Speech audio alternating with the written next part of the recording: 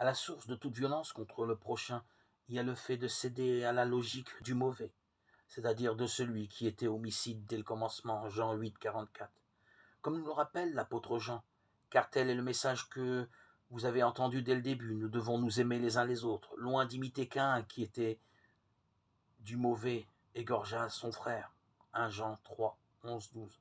Ainsi, le meurtre du frère, à l'aube de l'histoire, donne un triste témoignage de la manière dont le mal progresse, avec une rapidité impressionnante.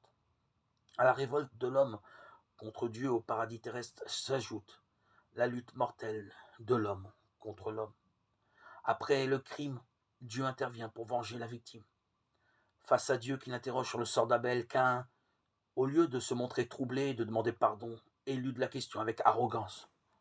Je ne sais pas, suis-je le gardien de mon frère? Genèse 4, 9. Je ne sais pas. Par le mensonge, Caïn cherche à ouvrir son crime, le couvrir.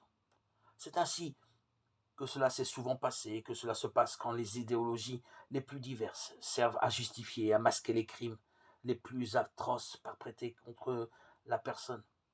Suis-je le gardien de mon frère?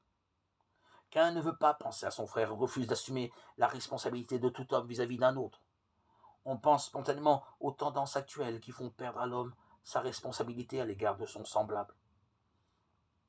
On en a des symptômes, entre autres, dans la perte de la solidarité à l'égard des membres les plus faibles de la société, comme les personnes âgées, les malades, les immigrés, les enfants, et dans l'indifférence qu'on remarque souvent dans les rapports entre les peuples, même quand il va des valeurs fondamentales comme la survie, la liberté, la paix,